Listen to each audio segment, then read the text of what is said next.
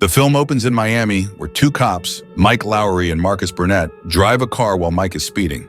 Marcus is screaming in fear and begging him to slow down. Mike is furious because Marcus is late as usual. Nauseous, Marcus begs Mike to stop by a convenience store to buy ginger juice.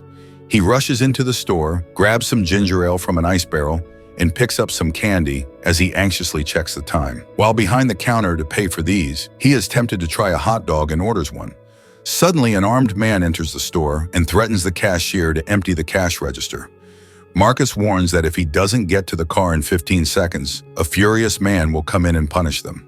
As the words leave his mouth, a furious Mikey walks in, looking for Marcus. I'm gonna need you to lower your weapon.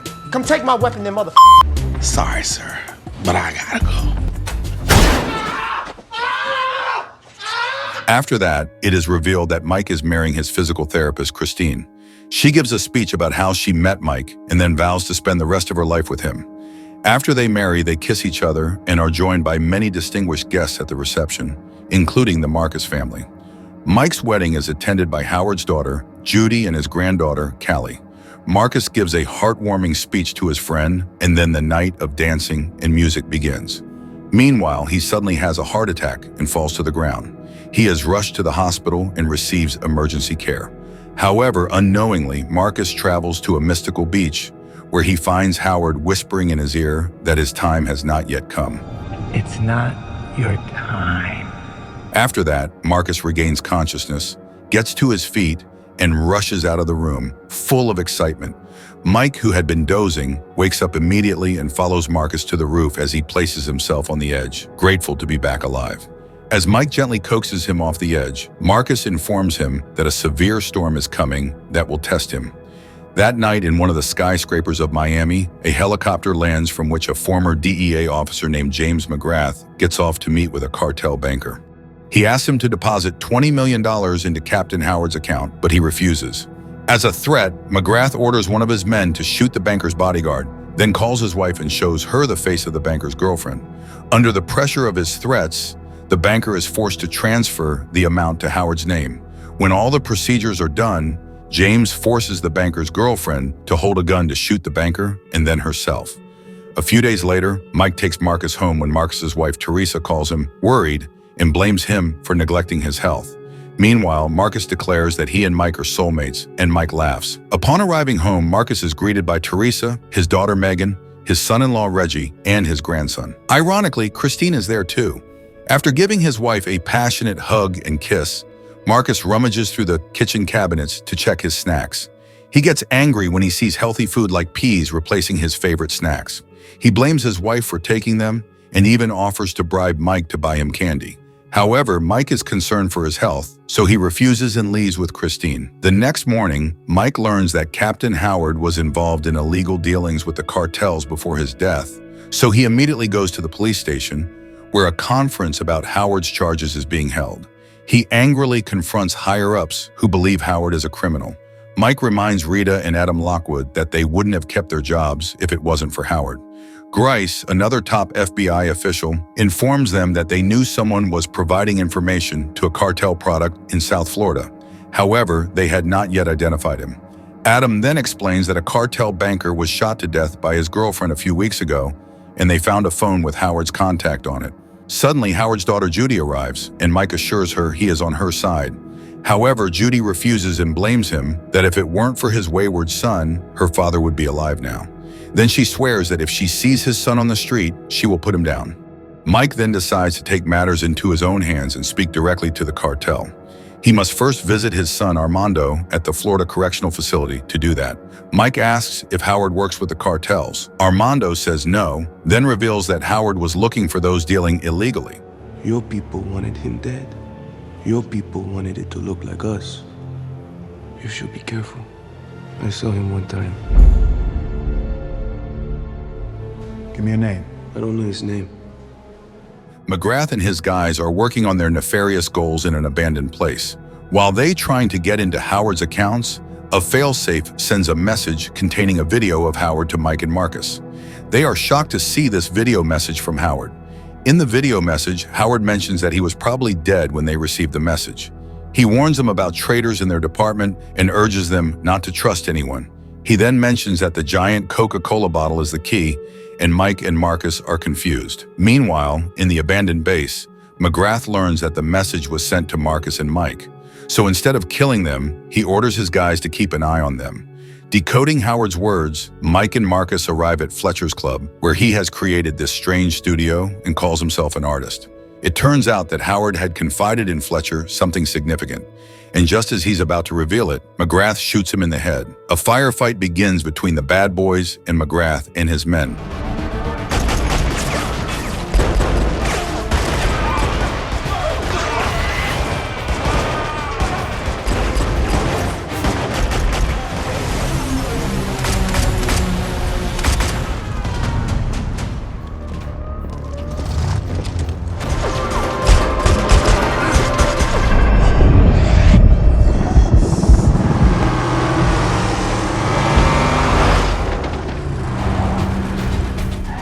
McGrath runs away, and Rita and the others arrive late.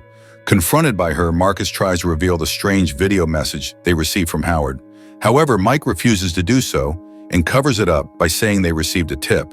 He also tries to explain to Rita that Howard wasn't stupid enough to have fake accounts in his name. After that, Kelly and Dorn help them to open the scan code they got from the CCTV footage. Another video message from Howard is shown in which he explains that he has been trying to catch criminals for the past 9 years, and that 2 retired cops, Sanchez and Ruiz, have been working with him. However, they were both killed in a freak accident, which shocked him, so Howard never brought Mike and Marcus into the case. Howard now puts the facts in their hands and mentions a storage locker with the original files. Please, boys. You're my last hope. Mike then warns his team to get those files quietly because they can't trust anyone. At the prison, Armando is ambushed by several inmates and targeted because he is the only one who knows that Howard is innocent.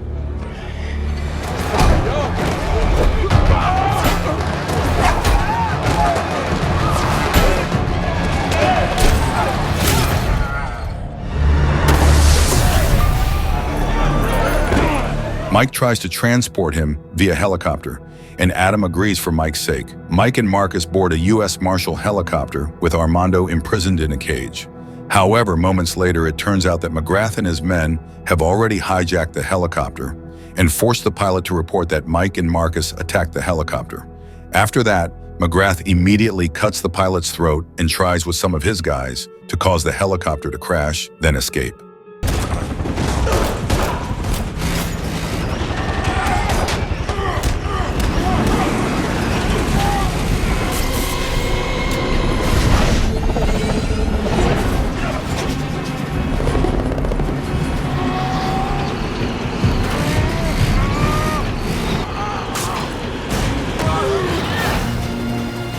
In a complicated situation, after getting out of the cage, Armando takes matters into his own hands with the help of his father. He lands the helicopter in a lake with difficulty.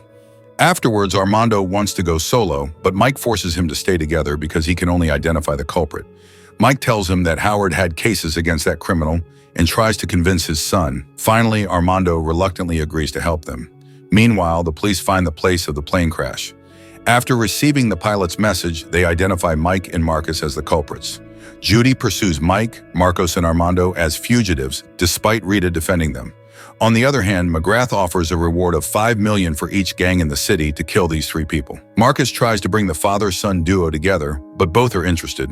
Soon they encounter a trawler where they change clothes but are caught by some thugs. Armando arrives just in time, and they manage to escape. They go to a nightclub owned by Tabitha, another informant, to ask her for help. Mike asks her for clothes, a gun, and a phone, but she asks Mike to sleep with her in return. When Mike refuses, she and her guys turn their guns on them, and it turns out that they too were invited by the gangsters for the reward money. Don't be stupid. The bounty is dead or alive. The bad guys take them with threats, while Marcus plans to attack them. Meanwhile, Judy also tracks them down. Suddenly, out of nowhere, the captured team of 3 is attacked by a rival gang led by Mike's arch-nemesis, Manny, who wants to take revenge on him.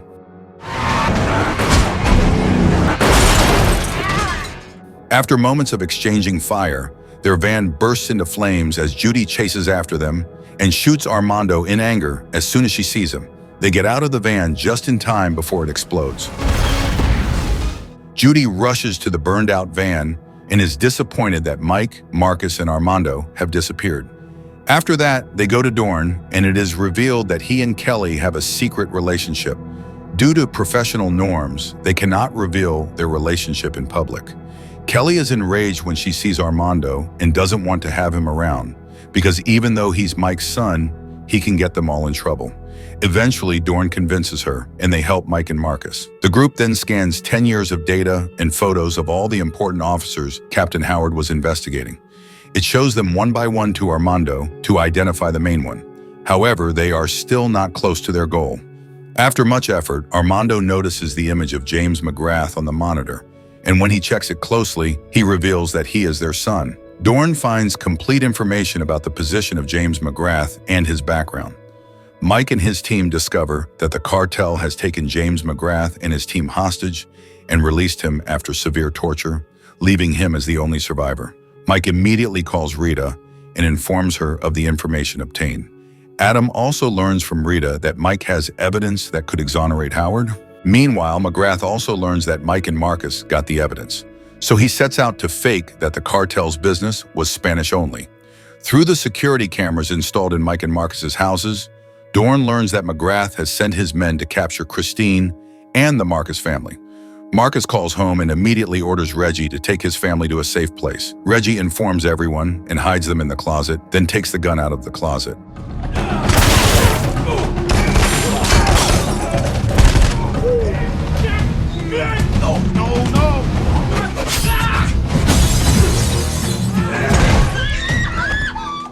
Mike keeps calling Christine, but her phone seems silent. Meanwhile, Callie visits Christine to inform her that her mother, Judy, is looking for Mike and that she knows that Mike is innocent. Finally, Christine notices her phone, and Mike immediately asks her to leave the house with stress and fear. Unfortunately, McGrath's henchmen have already broken in before she can act.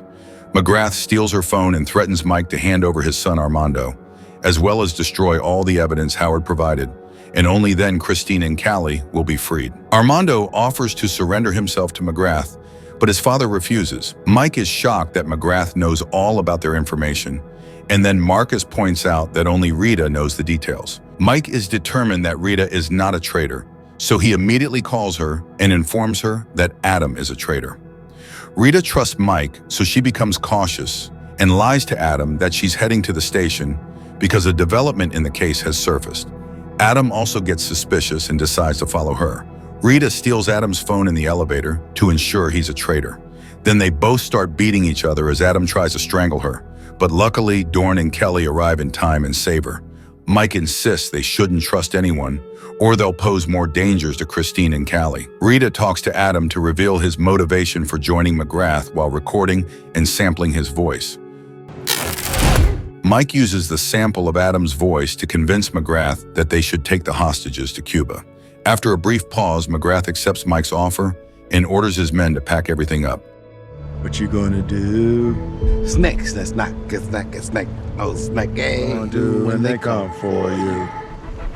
Soon, Mike, Marcus, and the rest of the team prepare to attack an abandoned amusement park full of guards. Marcus and Mike take control of the plane. At the same time, Rita, Kelly, and Dorn hit the road in a truck, and Dorn is responsible for controlling the drones and shooting them down. Meanwhile, Armando infiltrates through the water to attack them from there. It is said that this park, located on 10 hectares, was abandoned due to the storm and is home to a large albino crocodile named Duke. As the plane lands in the park, Adam is forced out, and Mike threatens to kill him if he escapes. He soon meets McGrath, who is pushing the hostages. The secret crevices of the place open up, and Mike pulls out his sniper. He has the best shot, but at the wrong time, as he targets McGrath, who pushes Christine forward. Marcus asks him to shoot, but unfortunately, Mike has another panic attack because he's afraid he'll accidentally kill Christine. Suddenly, McGrath notices vibrations under the water and stops hesitantly. It turns out that the crocodile smelled Armando's blood and rushed towards him. A firefight ensues when Armando brutally shoots one of the bodyguards, while the rest of the team fights off McGrath's men. Meanwhile, Dorn also sends drones to blow up several of the guards.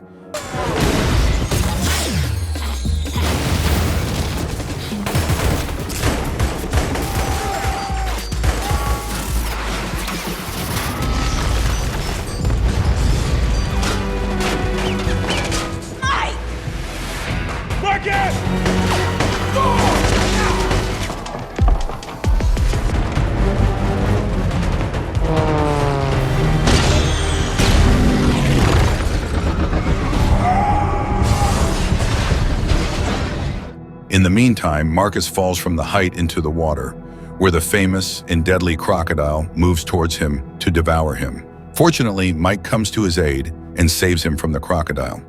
After that, Armando assures a horrified Callie that Mike sent him to save her. He bravely fights to save her, despite his arm being injured, with pride. After Armando's fight against the mob ends, Callie tries to run away from the scene, but regrets it and decides to go back and help the injured Armando to his feet. Then they run away together. McGrath leads Christine into the woods, followed by Mike and Marcus. Inside the hideout, Adam climbs out of the crashed plane and shoots Dorn. However, Rita arrives just in time, sending him into the deadly crocodile pit. Soon, the police and FBI agents surround the park, and Judy frantically searches for Callie until she finds her wristband. Walking through the woods, Marcus finds the same beach where he found Howard in his unconscious state. Suddenly, a gun is put to his head by McGrath. Moments later, Mike realizes that McGrath has taken Marcus and Christine hostage and asks him to choose between his wife and his friend. Still, luckily, Mike's timely shot at Marcus's bulletproof vest saves them.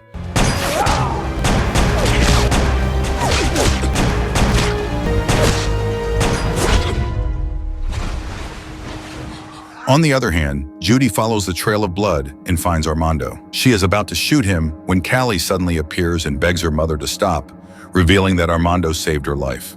Judy calms down after hearing that and finally puts her gun away. She hugs her daughter and allows Armando to escape.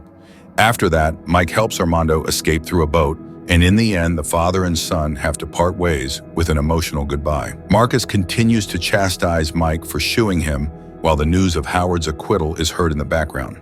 Also, the search for Armando continues as he is considered a fugitive. On a nice sunny day, all friends and family enjoy having fun in the park.